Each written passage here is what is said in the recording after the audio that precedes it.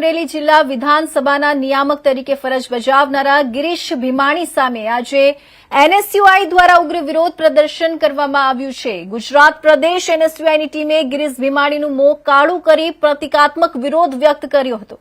એનએસયુઆઈના કાર્યકરોનો આક્ષેપ છે કે કોલેજ ટૂર દરમિયાન ગિરીશ ભીમાણી દ્વારા એક વિદ્યાર્થીની સાથે છેડતી કરવામાં આવી હતી। આ ઘટનાને લઈને ભારે વિરોધ થયો હતો, જેના પગલે તેમને નિયામક તરીકેની ફરજમાંથી મુક્ત કરવામાં આવ્યા હોવાનું જણાવવામાં આવ્યું છે। આ સમગ્ર મામલે હજી સુધી પોલીસ ફરિયાદ નોંધાઈ નથી, પરંતુ વિદ્યાર્થી સંગઠનો દ્વારા કડક કાર્યવાહીની માંગ કરવામાં આવી રહી છે।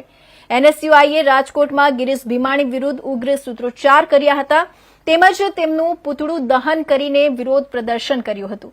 એનએસયુઆઈના ગુજરાત પ્રદેશ પ્રમુખ નરેન્દ્ર સોલંકીએ જણાવ્યું કે વિદ્યાર્થીની સાથે થયેલી છેડતી જેવી ગંભીર ઘટના કોઈપણ સંજોગોમાં સહન કરવામાં નહીં આવે।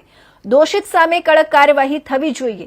આ ઘટનાને પગલે શહેરમાં રાજકીય અને શૈક્ષણિક વર્તુળોમાં ચર્ચા તેજ બની છે।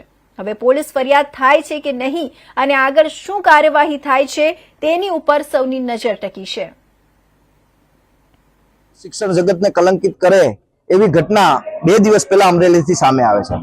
અમરેલીના એક પ્રતિષ્ઠિત જે કેમ્પસ છે તેનો એક પ્રવાસ ગયો હતો ને કેમ્પસના ડાયરેક્ટર તરીકે ગિરીશ ભીમાણી એટલે કે સૌરાષ્ટ્ર યુનિવર્સિટીના વાઇસ ચાન્સેલર પૂર્વ એ પણ એમની પાછળ ગયા હતા અને ત્યાં આબુ એક હોટલમાં રેસ્ટોરન્ટમાં એ વિદ્યાર્થીનીઓ સાથે અડપલા અને છેડતીનો બનાવ અમારી પાસે આવે છે। ત્યારે આ 3 દિવસથી આ ઘટના બની રહી છે। ભાજપ ક્યાંક ને ક્યાંક ગિરીશ ભીમાણીને બચાવવાનો પ્રયત્ન થઈ રહ્યો છે।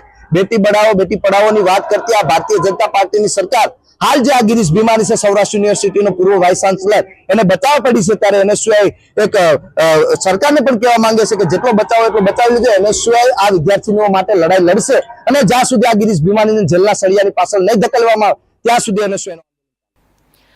તો સુરતના મોટા વરાછા વિસ્તારમાં પતરા શેડમાં આવેલી દુકાનો